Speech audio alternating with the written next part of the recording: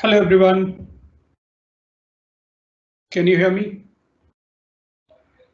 If you can you please ping on AI community channel so that I can adjust my voice or screen if you can't see it.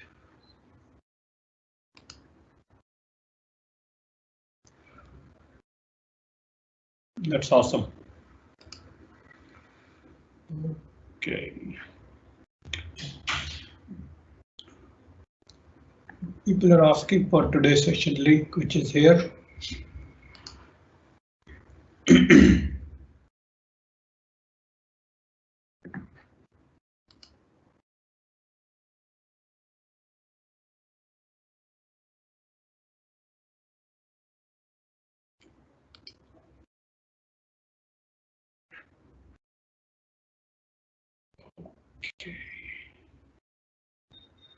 Yeah, in the meanwhile, like other people are joining, can you please go ahead and download the files which are here? Go to AI community channel, go to files, go to cricket match data analysis. And there you will see some documents are there, some CSV files and one code also. Please copy them. And we will mostly work hands-on today. So I will try to cover up 2 or 3 different kind of data and we will try to analyze it. And we will also learn some of the concepts which we frequently use in our day-to-day work. Plus, I will also share some of the learning resources with you, which will be very, very helpful for you in getting started with data analysis with pandas. Plus, I will also show some of my work, which I do on day-to-day basis, how I write my code, how I arrange my projects and all those things. So it will give you an idea how you can go about it and basically you can improvise on that in your projects. So today is going to be the last session for this first series, and first series was only an introductory series, right? So it was assuming that you don't know any programming, you don't know any Python or R or any other language in terms of programming. All you know is used to maybe how to use Excel, right? So we started from there. We saw like how we can use Python, how we can install it, how we can start running a code, how we can read data, then we can write data, then we can add, drop columns and manipulate columns, adjust the null values, maybe look up the frequency count and all those things, right? So many other things we did.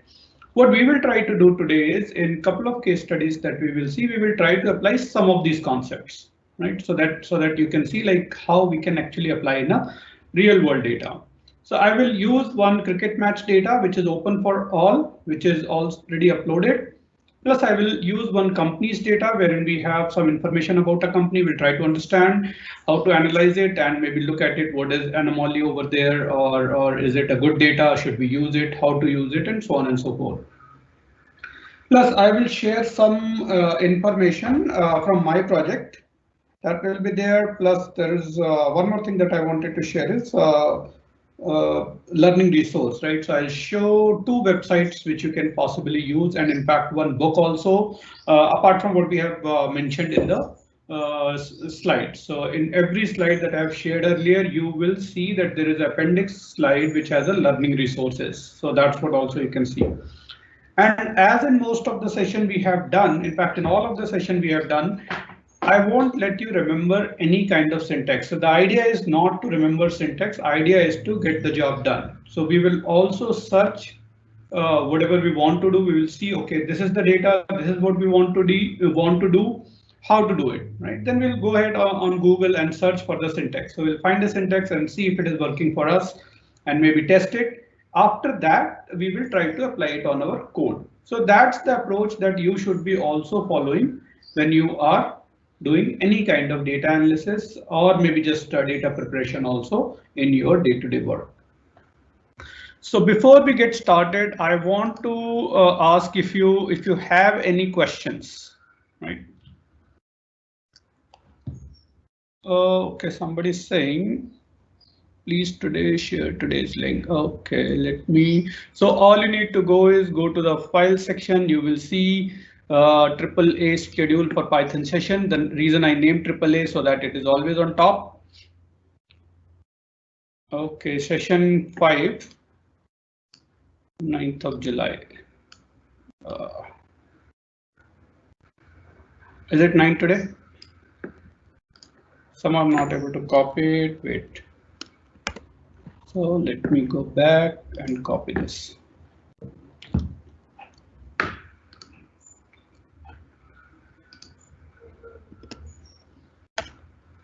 Anybody who is still using that test thing, I suggest don't use that, but still I will go and post it.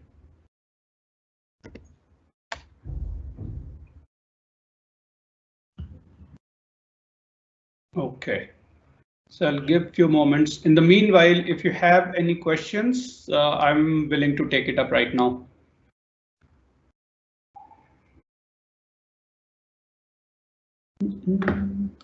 So I don't know. Can we copy participants link from here? I'll check once again. No.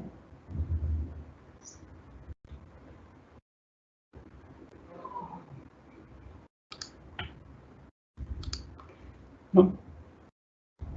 So I can see only 28 people joined. So is it like something is wrong with the link that I posted? Because I think all of you joined with the same link, right? So some people are mentioning that they are not able to join. The link is taking them to some recording, which doesn't look right. Let me find if I can find a link from this place. Okay.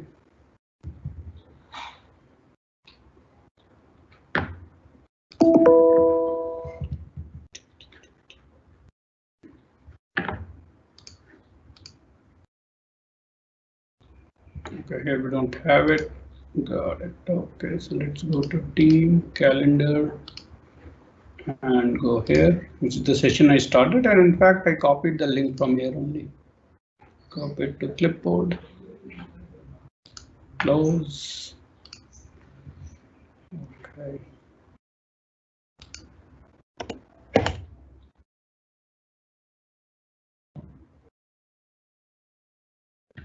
Okay, let's give a few minutes to people who are maybe joining some of the wrong link or something.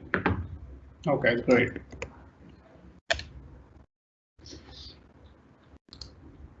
All right, so do you guys have any question?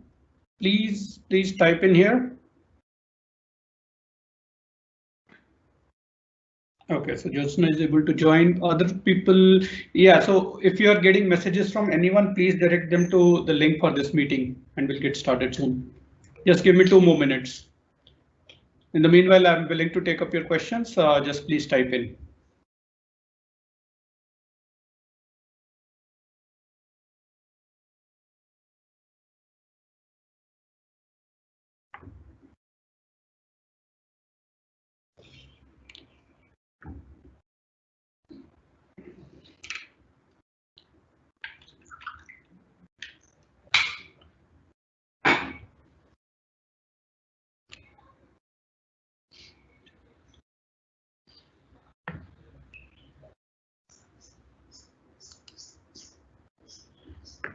Are we good to go?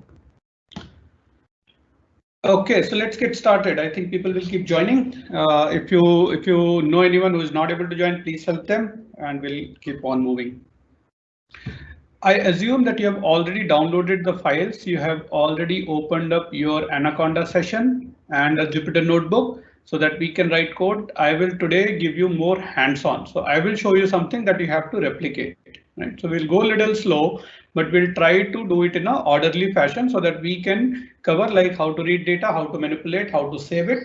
And maybe if time permits, we'll try to see some of the plotting and graphs also. Typically, I don't use Python for charting and plotting. I typically take my data to Excel and draw nice charts over there and then put it in a PowerPoint to present it to someone. Because when you copy the data, the charts from Python or R, they are not of very good quality. So typically I avoid them. But anyways, we'll see. All right, so I'm going to share now my screen. Let me know if you can see it. So I'm sharing my Python session wherein I've opened up a Jupyter notebook. So one data I will use, which is sample underscore companies, which I have not yet uploaded. I will upload it. I'll just check it out. It doesn't contain any confidential information. Only post that I will be able to upload it. So I'll just do a quit here. OK, so all of you can see my Jupyter notebook.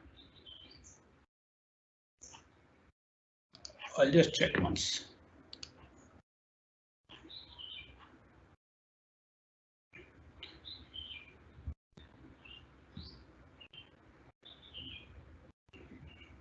Wow, this is interesting.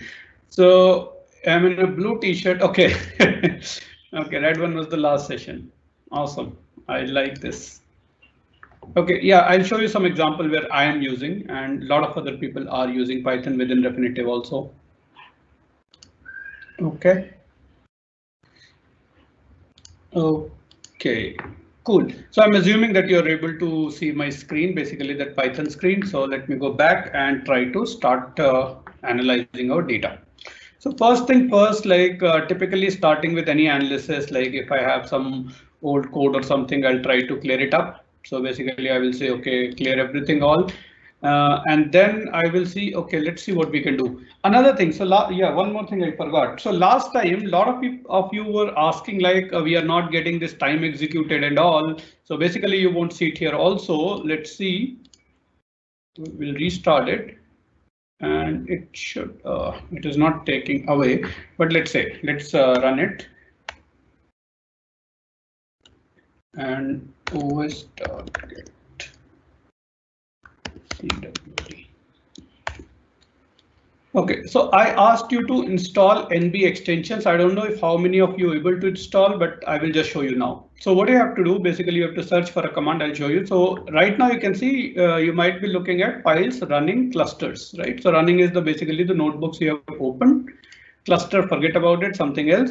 Here it should come as a widgets, right? So let's go and install. So how do we do that? I will say install NB extensions, we call it. So notebook extensions, and we'll say Anaconda. OK, so here you go. Installing Jupyter Contrib NB extension. Don't worry about the name. All you need to do is go here and install it. So basically you have installed Conda. So go and copy this command. Go to your command prompt, right? Go to the command prompt and just type in this command over there.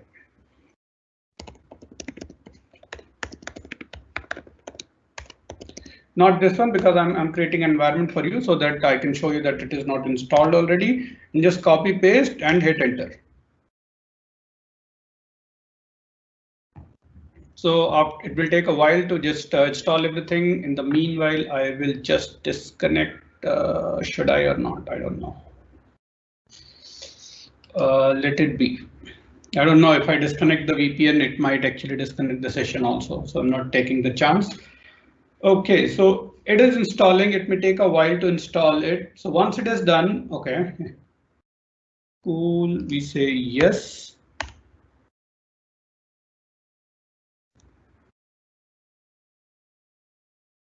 And then we wait for it.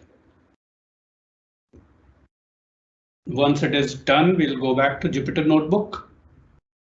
And I'll show you how to set up all those settings that I was using.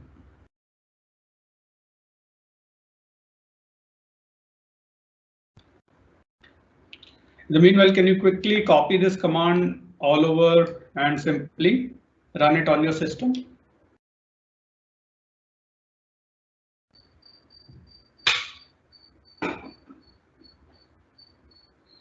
Simply have to go to Google and search for install NB extensions Anaconda, and you will get to this page. Jupyter Contrib something. It should look something like this. Come down, go to Conda, copy this command, open up a terminal or command prompt if you are in Windows, paste the link, paste the command, and it should be able to install it.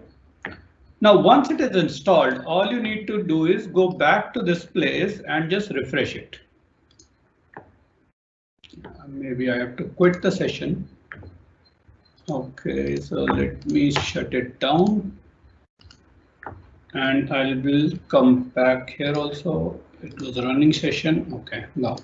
So what I will do, I will go to the Anaconda window and I'll just say refresh so that it can load up. Once it is done, I will launch the Jupyter Notebook again. So once it is launched, then I should see here NB extensions. Okay, earlier it was only files running in clusters. Now I see NB extensions also. So go here and then you will see a bunch of options, right? So for example, the time thing I was looking at, it is execute time. So all you need to do is go here, execute time, click on it, then it will tell you what it will do, right? So it will tell you last executed time and the formatting and all that you want. And you can set like when cells output are cleared, also clear the timing data. So basically when I was trying to clear the timing data, this option was not checked. Okay, and clear all cells when kernel restart and all those things you can do. So this will enable the timing on your code. So let's go back and I'll go to my work, Python S1, and I'll open up this untitled. Okay, now if you see, I go to kernel and do restart and clear output. So it has removed the timing. Now if I run it, I will get executed time here. Okay, plus here you see also this particular small thing which actually tells you variable inspector. Its name is variable inspector. It will tell you what are the variables in your space. Like earlier we were using which command, whose, %whose, which used to tell me all the details. Now same thing I can do, I can go back to NB extension and look for variable inspector. So you can search here. So just go on it and check the box. Okay. Then there will be so many other things like you can move around, you can make it as a content or maybe good, nice looking heading, latex and all those things, right? So many other things, spell checker and all those things.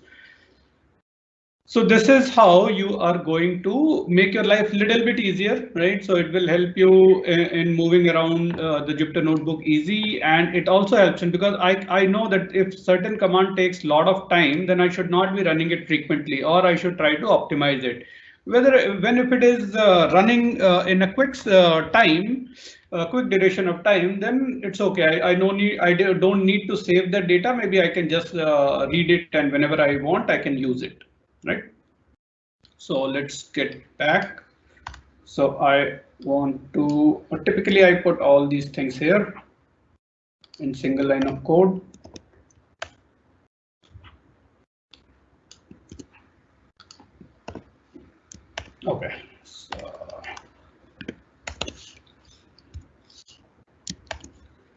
OK, so now I'm going to read the file. So which file we are going to read? It's an Excel file, right, which is named as sample_companies.xlsx. I'll open up this file for you also just to see what is the content. So let's say dt equal to pd.read_excel, and then I'll put it here. Okay, I will also put sheet name, but before that I want to just show you the file. So let me see where the file is sitting. Here we go. I'll just open it up. Okay, so okay, this is very small. Let me make it a little big. Okay, and remove all the background things. No, now I think you should be able to see it. And let me make it a little bigger also and hide disable. Okay, so this is a file which has some of the information regarding some companies. There are 50,000 such rows. We have country, region, we have their address, we have what is the sales volume, and some of the sales volume doesn't look very nice. Let's see. Then we have industry type, whether it's a location or a headquarter. Then we have their ultimate parent, right? And then we have some number of family members, right? So something like that. So this is a general data you will get, for example, if you take data from, let's say, website. So this is the format you'll get, and you can immediately note like business name, there's a space, country/region, but mostly they are countries, they are not region altogether. So we will convert them into region also, right? So we'll change this name. So and this name is sample.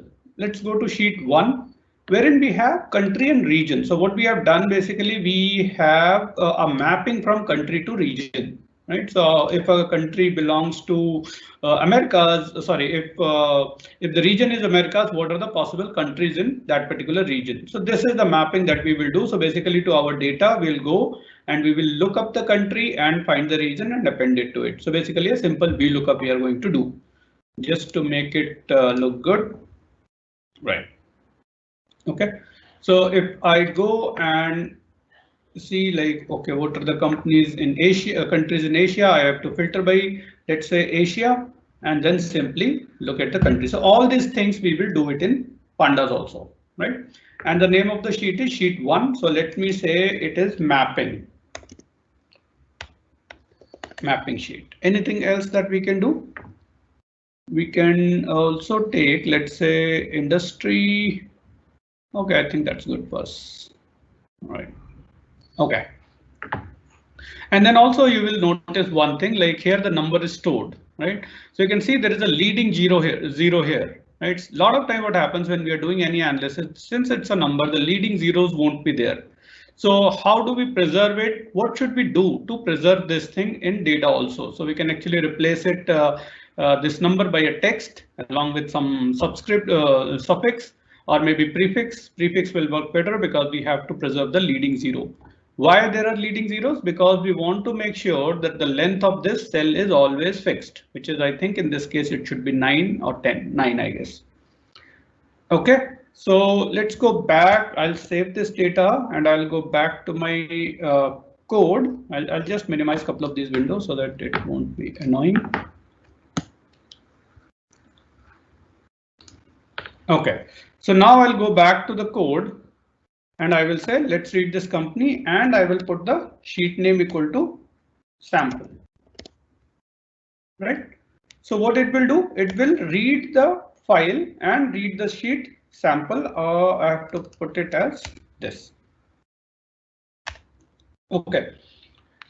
So let's do dt.head. Instead, I will do dt.info. Just to have little more information. So a lot of time you will see like within a cell, if you write this also dt.head. So what will happen? It won't, I will show you. So it won't print the dt.info command. So what will happen? It will simply print the last one. So now you see it has printed info because head is commented, but let's say we are running like this. So it will print the head command. Oh, that's good. Usually it doesn't. OK, I'll take it back. But a lot of time you will see it may not print. Then all you need to do is put it in the print command so that it prints all of them. OK, so with this basic information, and you can see this is the data that we are looking for, and we are able to pull it. Why I typically use dt.info? Because I want to see what are the column names and what kind of values they have, whether they have null or not, and what is the data type. So typically you will look at the important thing is like you have 15,004 entries, and then you will see how many are non-null. So Dunn's number is also maybe null for 4 records, or business name is null for maybe a couple of 3 records, or so on and so forth, right? So it's a bit strange why this is happening. So let's go back to our Excel. Ideally, they shouldn't be null. So I'll go down and you can see the problem is here. So typically when you export data from some website and all, at the bottom they might add something, right? Now when pandas is reading, it will read everything, and that's why you see 1, 2, 3. 3 rows are null, right? So that's why you will see for a bulk of these 3 rows will be null, which is actually not our data. Our data is still here only. So there are multiple ways. I mean, I would personally recommend you delete your data like this or get a clean data, right? Because this kind of data is very difficult to handle, and you may end up in having junk values also. So I'll save it again and I'll go back and I will. OK, let's see if we can see this. I have not changed it yet. So I'm doing dt.tail. So at the bottom, what is there? OK, So here you can see that that particular thing is showing up. So 1, 2, 3, 4 records or 4 rows it read, which were actually null, right? So I can drop it here. So for example, since all of them are null, if I do a drop in a how equal to all, then it should be able to do the job. So I have not yet read the refreshed file. So let's do it here itself. So I will do this again. Let me do before this, or let's do after this. So I will say dt dot drop na, and it says how equal to all, so that it will drop only those rows wherein all the values are null. So it should drop this, this, and this, not this one. So let's see how it works, and we will say in place equal to true. And we will also do again dt.tail so that we can compare. OK, so this data I haven't given you, so just look around here. I mean, don't worry about reading it. We have another data which I'll ask you to read, and the code already has some questions and answers that you can typically run. So now you see we are left with this row, which is not a valid row. But because we said how equal to all, it was not removed. Rest of the other rows are removed, like 1003 and 1000, 15,000, 15,001, right? So this is another way of actually cleaning your information. Now, what if I say I want to drop this record also? How to identify? So in that case, what you will say is, in fact, it's a bit difficult in terms of like without knowing like how data looks like. Right, so that's why we do head, tail, and sample so that we can get a sense of like what kind of data we are getting. So what I can say, I know that my dunce number, which is like an account number, should not be null. So I will say that dt.drop na by this particular column. So if this column has any null value, all those rows should be dropped. Right, so that's how we can actually work on it. OK. All right, so this is one way of reading data. So what we have done so far, we have read the data, we have looked at various info, and now since I updated the data here, I'll reread it, and now you will see there is no such issue. So I do dt.tail. Oh, it's still reading. Interesting. OK, maybe so this is now easier. I don't know why it is reading, maybe because it is assuming the end of the file is there only, even though we deleted the records. We did delete the rows, right? So that becomes easy for us because now we can simply say drop na how equal to all, and then we are left with nice examples.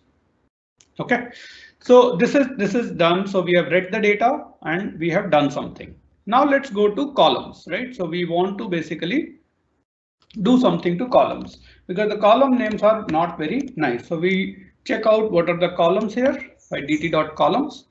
Then we'll see, OK, these names are there. There are some spaces, and space we don't want. It's not good. I want to convert those space into underscores. So if you remember last time what we did, dt.columns, and you will change them to all underscore, basically all the space or anything. So for example, you want to use slash or something, all of them you can change to underscore. So I'll show one, like I will say dt.columns equal to dt.columns dot str, because a string function replace what? Any space should be replaced by underscore. And then also you can say str dot upper, because you want to convert them to uppercase. So you can chain this function. So what it will do, it will first replace, then convert to upper. You can swap the position also. Let's see how it looks. It will throw one error because like this. So let's do this. Now, if you compare this and this, we have converted them all into uppercase and spaces are gone, but still you can see some of the names like country, region, state-province, and all those things. So you can replace them also. So basically you can write a code where it will say any kind of special character it will remove. So if it is, you can use regex regular expression here, and then it will remove any kind of special character with space. or with underscore, whatever you want. So let's keep that for a moment. I'm good with this. So what I will do, I want to replace this column. It doesn't look good. It is actually country, but what it tells me that it is a country and region, which is not the case. I want to add a region column. So first of all, I will say that dt dot rename. So I have to rename some of the columns.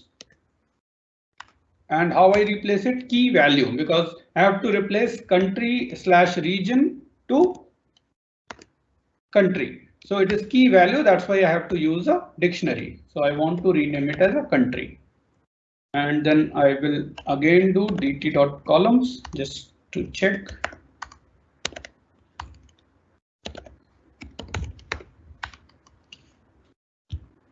This autocomplete is actually painful. Okay, so now you can see this. Okay, I didn't say in place equal to true.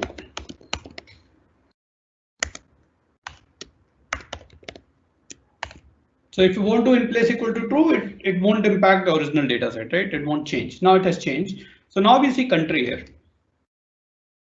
Okay, so now if you want, you can actually do a sample on that data and say I want 10 records. Randomly it will select few rows, and that's what you can do. Okay, so let me explain again what we have done. We have first of all read the data, figure out if there are any nulls, because typically if you export the data from websites, you will see some null values or maybe some comment appended to it. So typically look for tail also. Typically we go and look for head, right? So top data is always good. When you look at tail, and of course you know it from your info also, because there are some null values which you shouldn't be, then you go and fix them. So because you know that it was all rows are null, so I should be dropping it. I'm not losing any information. So I did that, and then how equal to all is the one that we used. Then we came back to the column. I want my column to be nicely named, so I just converted all the blanks or spaces to underscores. And then what I did, I renamed a column which was not looking right to me. And I said, OK, country region to country, right? This is how you can do. So now the columns are looking good, right? So I can change this also very easily. I can go and rename it. In fact, I can do it in this single command only. So this is one key value pair. I say comma, and then I put another key value pair and I rename it. Sorry, colon. And I go and say that I don't like it like this. I want it like this. So if you do like this, it will rename. So now you should be able to see state provinces renamed to this. Good thing is that it didn't give me error because country region was not there, because it's like a dictionary. It is checking there. If it is found, it will replace. If it is not found, it won't replace. So you can use this kind of dictionary also, right? So you will say that, OK, a lot of time we have various variables. So should we not put it in a one single place? Yes, you can. So all you need to do is copy this, right? And you can say call dict. That you can define somewhere. Let's say we are defining just above it or maybe at the top, and we will say call dict equal to this. So once you run call dict, and all you need to do is type it here only so that it can do the job for you. OK, suppose you say that global ultimate business name. This I don't want. It is too big for me. You just go here, add it to your dictionary, right? And say that instead of this, I will call it GUBN. Just so simple. I run this and do this. So you can see it is GUBN. So now what you have done, you have created a kind of programmatic approach wherein you need not to go and write it in the same place. Suppose you are reading multiple different files with similar kind of columns that you want to change. You can simply define it in one place and it will be impacted all over. OK. So once we have done this, what we want to do now is we want to analyze this data further. So suppose I want to know how many unique records are there, which is very, very common. So one very easy way is to figure out all unique values in for every column. We write dt.nUnique. OK, so what it will do, it will give you for every column how many unique values are there. So we can see there are dunce number are 15,000, business name so many, and so on and so forth. So this will also tell you which are the categorical column, categorical when I say which has fewer values, which are continuous and so on. So one thing you will notice, right? Sales volume US. So basically it should be USD. So it has 14,000 unique values, right? So that is quite obvious because it's a revenue number or something like that. Then what we see, there are 151 countries and we have like 10 industry type, we have 2 location type and a couple of other examples are there. So now the next step could be, so another suppose you don't want it for all the columns together, but only one column, then all you need to do is put in the column name here. Let's say I want it only for business name. Okay, but it's when you are exploring the data, it is always good to go like this. Now we have seen that, okay, what are the various industries which are available? So that's what the distribution I want. So I will say dt dot industry dot value underscore counts. So you can also use group by. So that's perfectly fine. But this is very quick and dirty way to look out like how many values are there, what are the different values, and what are the number of records. So it will only give you number of records. It cannot give you number of unique records, right? So suppose you want by industry, give me number of unique business name, then you have to use group by. Okay, and we'll see in a while. Now these records are looking good, but if you want to, let's say, this doesn't look right. I don't know, let's say normalize equal to true. If you do, then what will happen? It will give you in the terms of percentages. Right? Okay, so basically whosoever has selected the sample, what they have done, they have picked up these 10 industry, and for every industry they have picked up 1500 records, and that's why you see there are 15,000 total records there. Right? So if you do it this way, I mean that's why you are seeing that it's a uniform thing, and basically it could be a this thing for you, validation for you that you have collected the right sample. Now suppose you want both count and percent to be side by side. Right? That's a common thing that we can ask, right? We'll look in a while. Let's go back to any small thing. Let's go location type first. So now by location type, you can see 75% of the companies, whatever is listed here, they are headquarters, others are single location company. If you don't want this, then you can simply say, okay, normalize equal to false, maybe, or don't put anything, right? Suppose you want to combine these two values here. So what you can do, you can convert this into data frame and concatenate them. So remember we were actually doing some kind of concatenation, pd.concat. So let's type in here pd.concat, and it has to be a list. Sorry.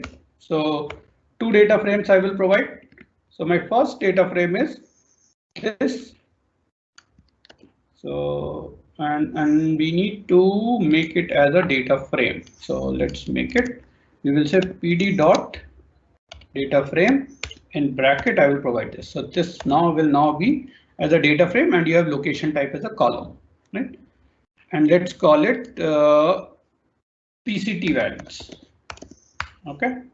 And similarly, I will create one more data set. I will call actual vals. Okay. So what I'm doing here is I'm creating 2 data sets, PCT vals and actual vals, and let me put normalize equal to false. And you can see it immediately in the variable inspector. If you have activated, what you will do, you will go here and see that, okay, this is PCT val, this is the actual val, it has 2, 1, 2, 1 shape is, if you want, you can also get it. Now I simply need to concatenate them. So I will say PCT vals and actual vals, or other way around, like whichever way you want. What happened?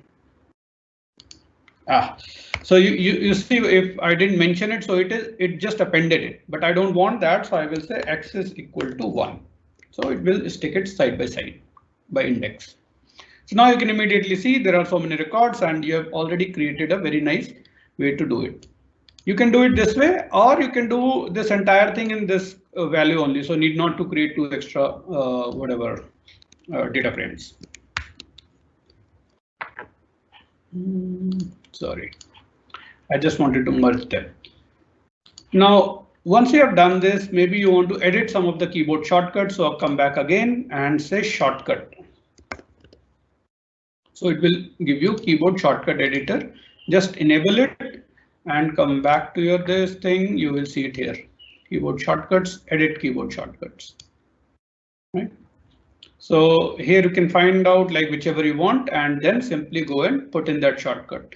So let me say I want to merge some cells, merge selected cells. So I will say Control CTRL and Shift and plus sign. So this becomes my shortcut, right? And now if I go here and I select these two cells and I am Shift Control plus, they will be merged, right? You can also select similarly to split a cell, Control Shift minus. So it will be splitting the cells wherever your cursor is. So typically I write code separately and then I will merge them. So that's how my code becomes modular and I'll start appending it. And we will make it in a function kind of thing. So this is what we have done. We have figured out what is unique value, how we can actually figure out the value counts. Okay, good so far. Okay. Now our next step was to map it. Map what? Country to region, right? So what we have to do? We have to read some data. We have to do all those exercises again, and then we have to do some mapping. So let's try to figure out like how we can actually make our code modular so that every time we need not to write so many pieces of line, every time we have to read a file. So what are the common things we are doing? Let's take a look at it. So we are converting it to upper, we are replacing something, we are reading the file and dropping NA and all those things we are doing. So it is a common thing that we do, right? So what I will do, I will simply clear all the output. And now the code is very compact. So what I'm doing, first of all, I'm reading a file with some sheet name, right? And then what I'm doing, I'm dropping the NAs wherever everybody is NA and then doing something to column and applying some dictionary. And then I do some kind of information like what is the unique value, all those things. What if I convert all these lines to a function? Right? So if I can convert all of this into a function, then all I need to do is call the function and it will read the file for me. So what input I need to provide? I need to provide three things. One is this column dictionary. One is the file name, another is the sheet name. So I will write a function which will actually do all of this. OK, so what I'm going to do is I'm going to write a function here. Anywhere you can write, but you have to execute it. So I will say def. So basically def is like define read underscore files. So okay, I will say read my file. So just I gave a weird name so that it does not conflict with any existing functions in Python. So what I want to do, I will say file name and I will say sheet name and then I will say call dict. Now in some cases, what we can do if we don't know, so say for example, we don't have call dict. So we will say call dict equal to none, or we have to define some default value. Or when I say sheet name, we don't know, then you provide nothing, right? Sheet name equal to none. File name, whatever you want. Then you put a colon over here and this. So then you will read this dt equal to pd dot read underscore Excel. And what will you read? File name.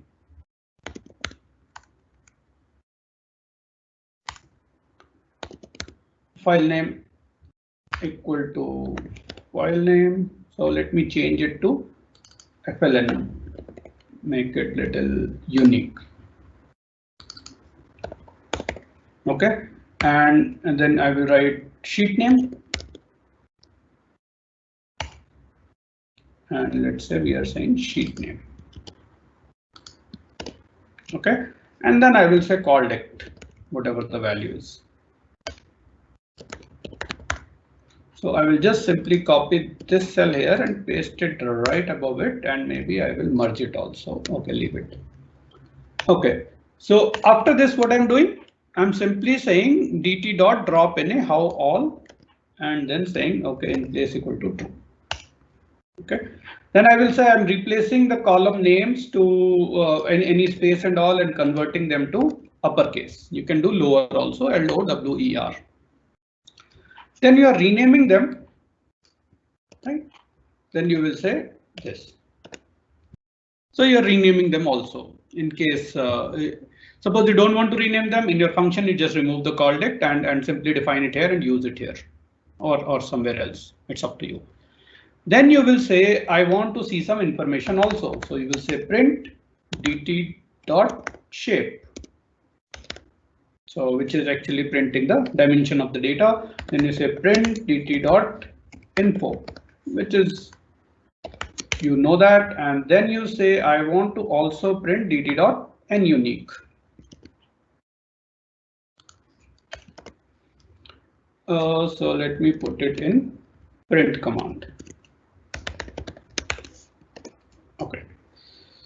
And then what I want to do is I want to do this also, right? So instead of actually writing everything, what I will do is I will copy this thing so that I don't end up. Okay, anyways, I think we can create it. So because it's a function. Okay. And you have to take care of the indentation, right? So in Python, it's all about indentation. It's not like only to look code beautiful, but that's how it will work. If you won't indent it properly, it won't work. So you will say print this. So it will do all these things. Then you want this to return to you. So what you want to do at the end, you will put return dt. So what it will do, it will return this data from to you. Okay. So now we have executed this. So what we have to do now, read underscore my file, and you have to provide the file name. What is the file name here? This.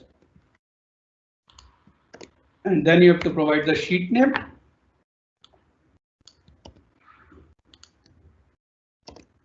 Okay, not like this. You can provide like this also, and you have to provide your call dict here.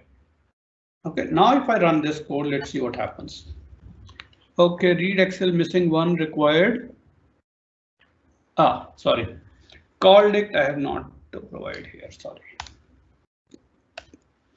If you make any change to your function, you have to run it again, and then we see what happened.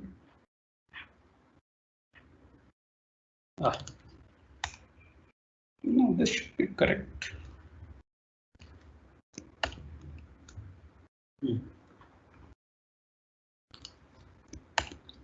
Okay.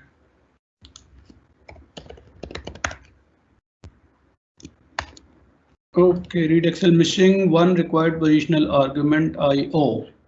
So what is that we missed? That's interesting.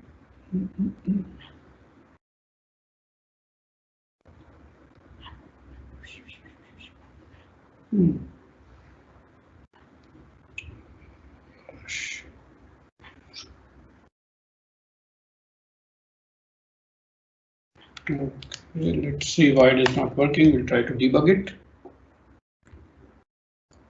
Okay, this is good.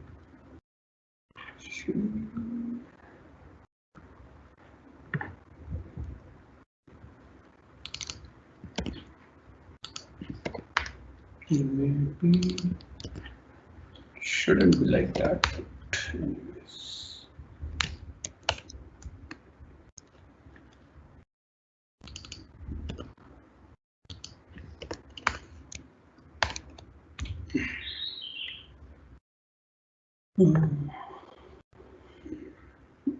Any idea why this is happening? I'm missing something very trivial.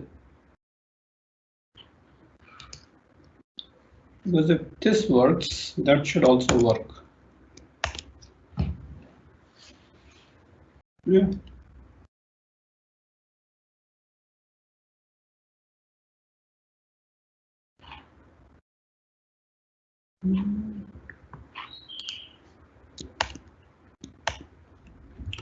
Okay, so I don't know what is happening. Maybe I need to figure it out. Read underscore Excel is missing one. Okay, so let's search for this error. I don't know. Ideally, it shouldn't happen this way.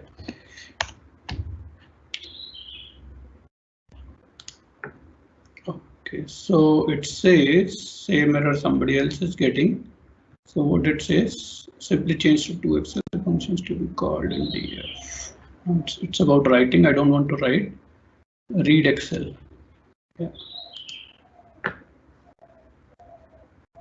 Yeah. Chinese. Okay. I don't know. So I'm not able to figure it out. Maybe I'll check it out later, but you got the point. So this is how we can do it. So let me say, what was the second here? Mapping. Let's see if I put mapping. No. So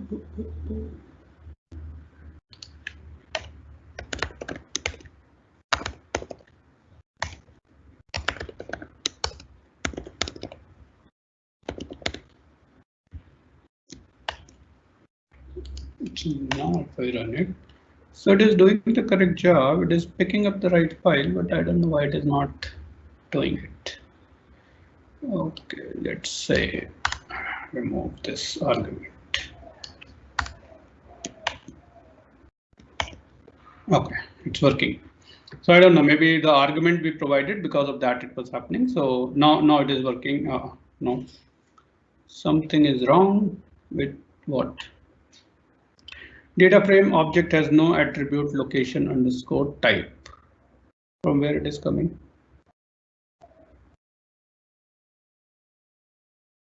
Okay, yeah.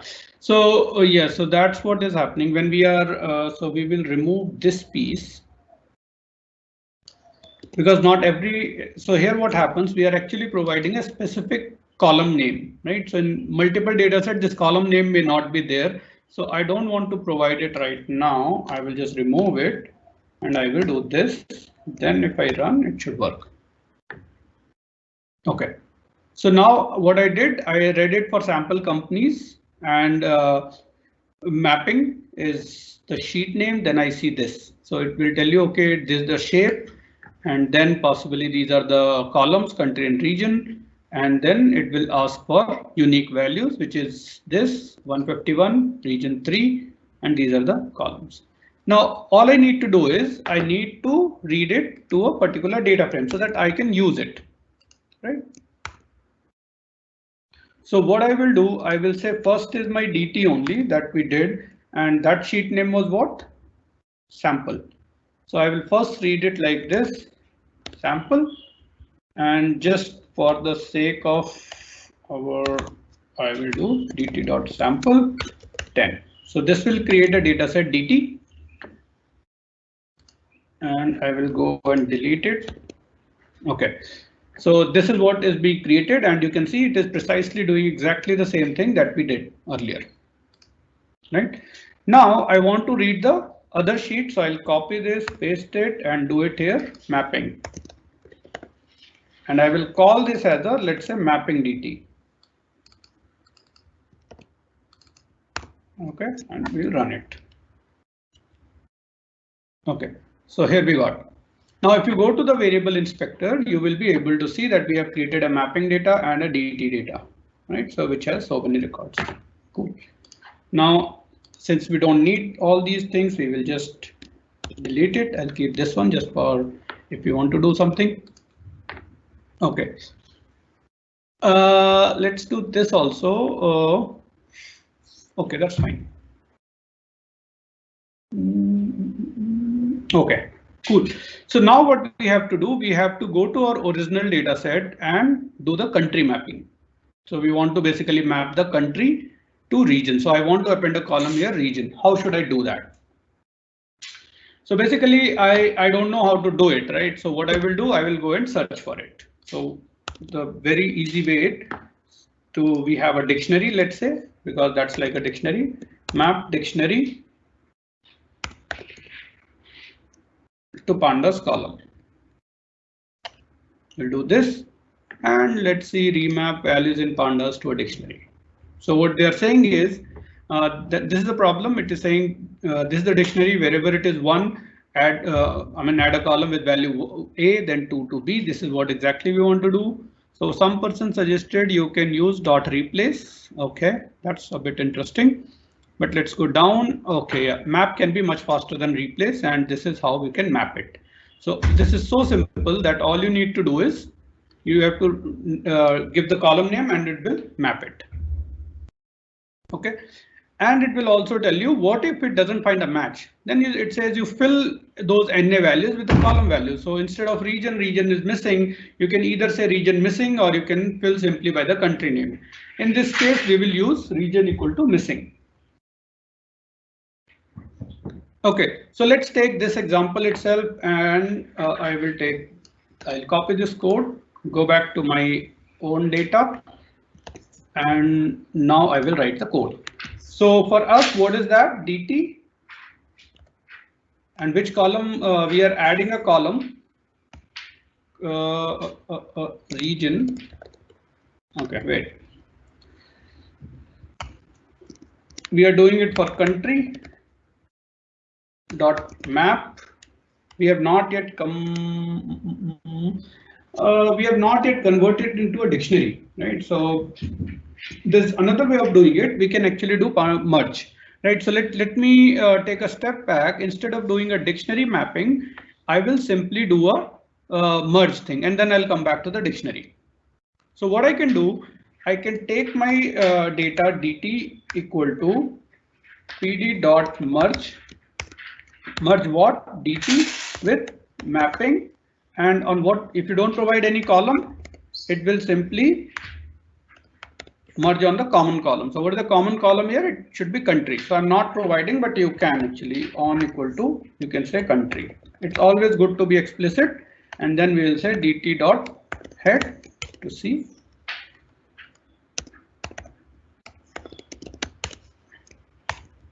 OK. So now you see here, we have this country here and we will get a region also. OK.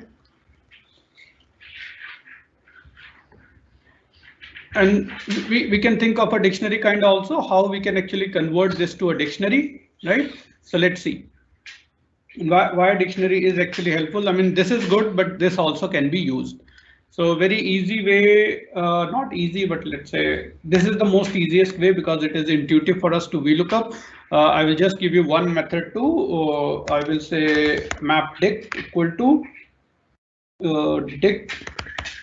So this is a way to create a dictionary in pandas. So what you need to do is you take two columns. One is your country, another is your region. So you will say, let me take the country, which is here, dt dot country, and zip them together. dt dot region. So you can see here it will show map dict as a dictionary. So it will say map dict, United States belongs to America, Canada is America, and so on and so forth. Then I will use this logic itself and put it here. And I will say it is dt. Call one is basically country. And map, your mapping. So map is the standard function dictionary, and I'm not doing any fill NA right now. I'll take it off and let's see what happens. So you can see when you map, it will give you a region column, right? So this you can again, if you want in the original data, you can create new data. You can say region underscore dict just to segregate it. You're creating a new column, so like this. OK, so now if you do dt dot head, you will see two columns. Cool. Right, so region dict. So there are two ways to do it, right? So similarly, you can analyze the columns which are numeric. So you will need to say dt dot describe.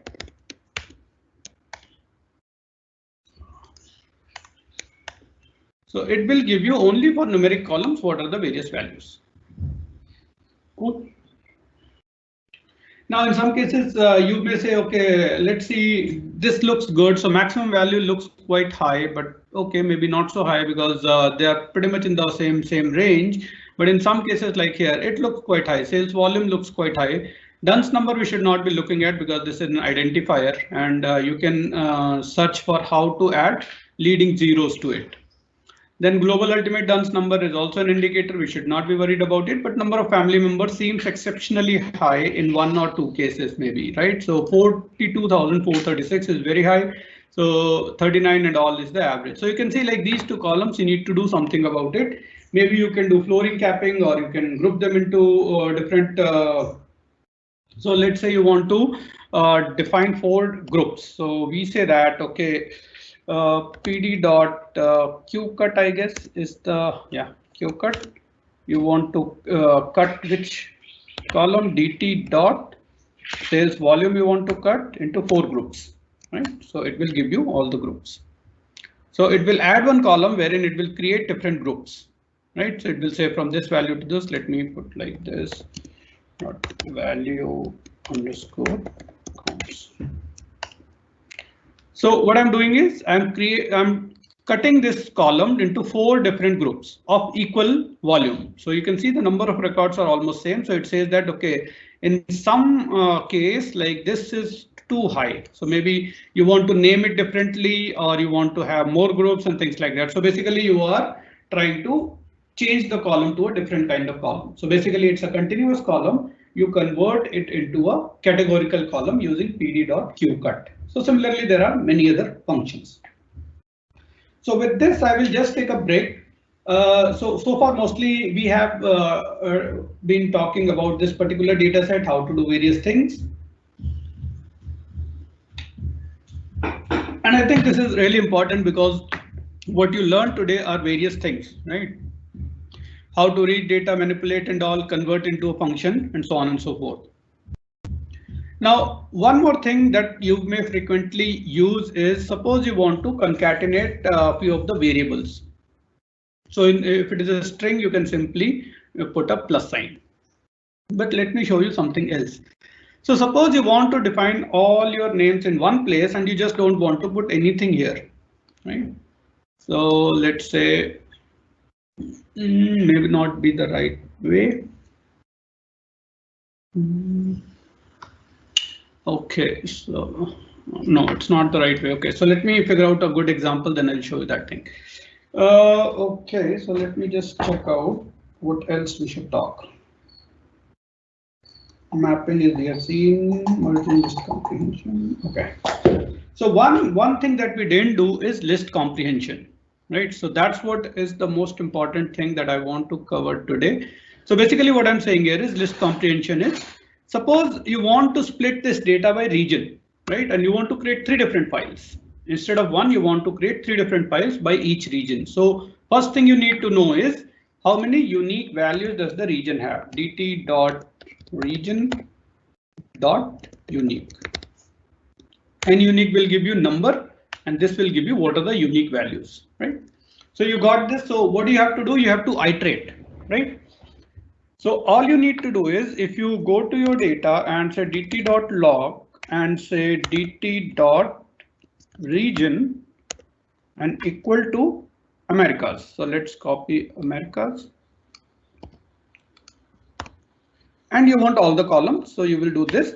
Then it will give you only those records which are for Americas. Right? Now you simply want to write this file, right?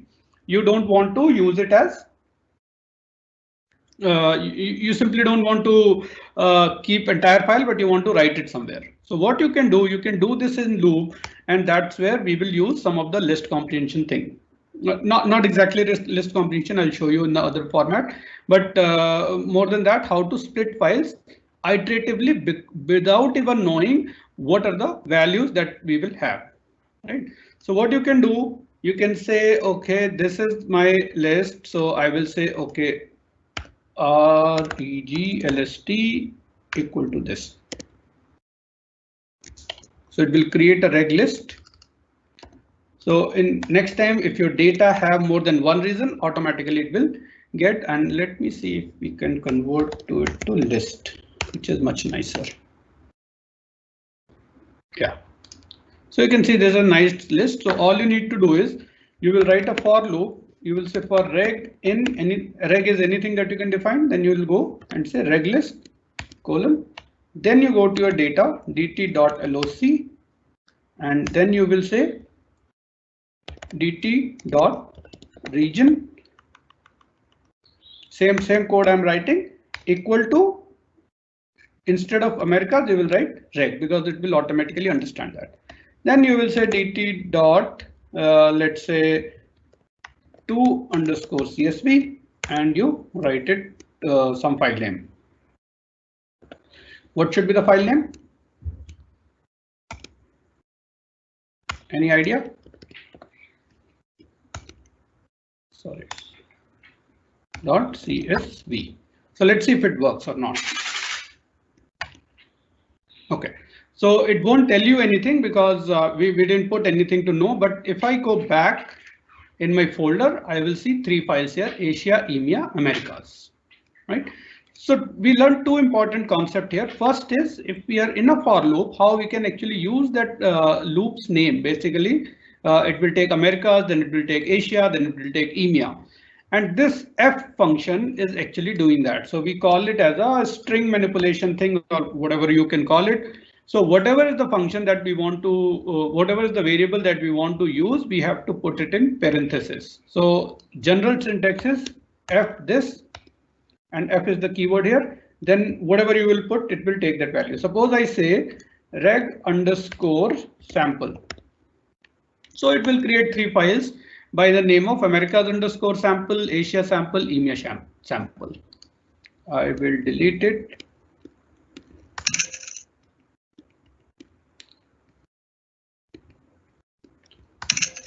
So this is one of the common thing that we will typically use, or you can put in anything here. So whatever you want to use exactly, that you can put it like this. Whatever is dynamic, that you can change. Okay. So with this, I will stop here, right, for the day. I will just quickly open up this particular exercise that we were supposed to do, but we didn't get time. Anyways, it is already done for you, so you can go ahead and do it. So this is one cricket match analysis. So we have provided you 3 different types of data. All you need to do is go to the question and see how it is answered, and try to change something. Instead of Virat Kohli, you can say some other name, let's say Sachin or whatever the name is, and try to see if you can change the result and in a different format. Right. So these are all here. So I don't think it is anything that I need to do here. OK. Right. So I'll just stop here, and I can now take up any questions you have before I tell you like what are the learning resources. What are you doing? Oh. Sorry about that.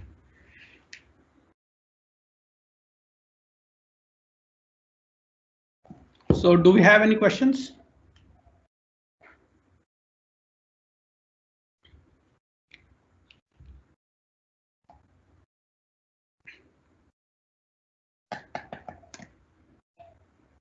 Any questions for today? If not, formulate your question. I will show you 2 different resources which you can actually use to learn more. So one is this website by Chris Albon. So this is a very good website wherein this person has written a lot of codes. I mean various on various topics. All you need to do is go to this Python, or maybe you can simply go to data wrangling. Right. So here he has listed a lot of different ways to read file, write file, and so many other things you can do. So let's say we are looking at what we did today, or let's say crosstabs in pandas. The moment you click here, what is the good thing here is it will provide you raw data, also code and output, and maybe sometimes there is an explanation as well. So it becomes much easy for you to follow a particular concept. In fact, you can actually use this code for your purposes also. So this is one website you should be using, and I have already posted this in the Teams group. Okay, so let's say we are talking about crosstab. So what is crosstab? It is nothing but like in pivot table, you want to look one variable on the rows, another on the columns, and it will tell you what you want to do. Basically, it will count the number of records. So counting the number of observation by regiment and category here. Then margins equal to true or false, it will add up that also, the top and bottom. If you say false, it won't add up. So you can see like learning becomes so easy, and it is very much based on the topics that you might be looking for. Let's say you want to look for replacing value in pandas, so it will tell you how to do that. Cool. So this is one resource that you can use. I will simply go. Okay, I have already done it, so no need to do that again. Another is Pandas for Data Analysis, which is a book written by Wes McKinney. So he is the person actually who has written this particular library, Pandas. So there is a book by him. I think you can find it on our O'Reilly subscription also, and that should be able to provide you a lot of insight in pandas. The reason we focused on pandas is, I mean, if you go to Python, there are a lot of things you can do, but for us, most of the time we are actually playing around with data, and for data handling, pandas is the go-to tool, and that's why we focused a lot on pandas. So this is another tool you can use. Some of you were asking actually how we can actually play around with the APIs and all. So basically, you can actually go ahead and look at our developer portal. You will find a lot of API things over there. When I say thing, like you will find the API. So for example, this is one API, one code that I got from our developer portal, which is talking about portfolio optimization. And you can go ahead and work on it using Icon API, right? So based on that, you can run some code and see what are the results and all, and so on and so forth, right? So there are so many things you can do with API and already written code, so that you need not to worry about finding data, right? All right, so just to sum up what we have done in these 5 sessions.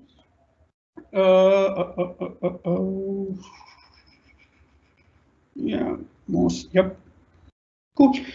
So in these 5 sessions, what we have done, we have covered some basics about Python, like how to get started and all. We have taken data, we have read data, we have analyzed data, we have manipulated data, and then we have written a small function also just to get our job done. Plus we have also looped through a file for a particular variable to create different kind of information. Like you can see, once the data frame is created, you can do anything with that in the loop also. So I'll just stop for now, and this could be our last. This is actually our last session. What I also wanted to do is 2 focused tutorials wherein we will split all of you into small groups who are interested. Maybe Navneet will send out a survey wherein people who are very interested, they can join, and we will do it on a Teams meeting so that you can actually talk as well. Right? So, but what I want to do is, sorry. So before you are coming for that tutorial, I would strongly recommend that if you are willing to learn, go through these 5 sessions again, go through the recording, go through all the data and codes we have given. And I think if you do that almost like once or twice, I mean, twice should be good enough. So if you do that twice, you will be pretty good. You'll be in pretty good shape to actually start learning more advanced technique in Python or pandas, right? I did these 5 sessions purely out of my interest, so it is all up to you if you want to learn. If you don't want to learn, maybe this session might have given you a good idea whether you should be progressing in pandas or Python or not. So either way, it is good for you. So if you think that it is not for you, that is also good learning, so that you don't waste your time or spend time on learning Python again and again when somebody says no, Python is a cool tool. Or if you got it interesting, if you found it interesting, then definitely you can start learning advanced stuff by using it on day-to-day basis. I'm waiting for questions. If you don't have any question, we can close the session. Thanks a lot for joining, and hope these sessions were helpful to you. And keep a look on the employee comps that you will get in future. I will do more and more sessions on advanced techniques. Maybe I'll do one session on natural language processing, wherein we will understand how to analyze the text data that most of us use in our company. All right. Thanks everyone. Happy learning. Those who want to stay there and have questions, they can stay. Otherwise, we are good to go. Bye.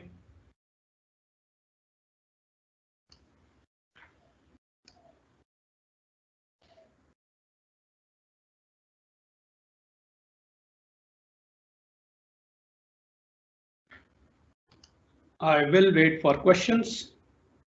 How to access the developer portal? It's very simple. You simply go there, go to the site developer.refinitiv.com or something. It is open. You just go register it and you can see all the content over there.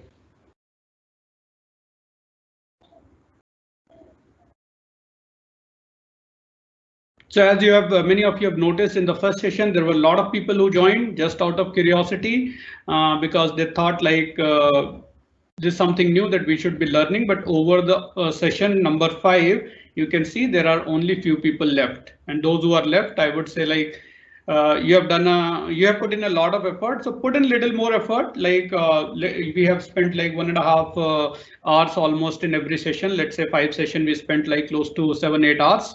So just spend that many hours also after these sessions are over, right? So if you spend 8 more hours dedicated and do hands-on coding, I think you will be in pretty good shape. Thanks, Sandeep, for sharing this. Yeah, this is the one. So this is only for Icon API link, but there are many more APIs over there, and you have pre-written code also. In fact, on Teams also you can join a channel which is a specialist who code. So they have a lot of Jupyter notebooks here. Basically the same thing. They will tell you how to pull data and how to analyze it. So this is all the things that you can also do. Still waiting for question. I'll wait for 1 more minute. If there are no questions, then we'll close the session. 16:32, 16:33 will close, and I'll upload the recording once I download it, and then I'll share the link.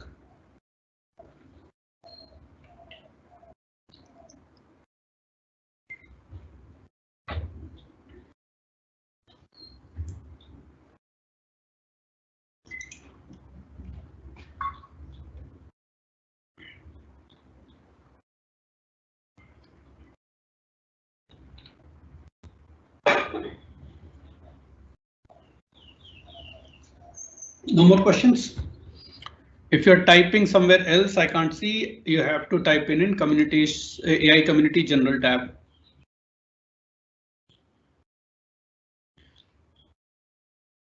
I will share all the files. So you have to go here to the file section, and then you will see the data here. Python for data analysis series 1, all the codes here. And if you are interested in analyzing the cricket match data, then you have to go to this folder. All right, so I think we are good. Thanks a lot for joining, and we'll catch up maybe in next session whenever you are ready. Thanks. Bye.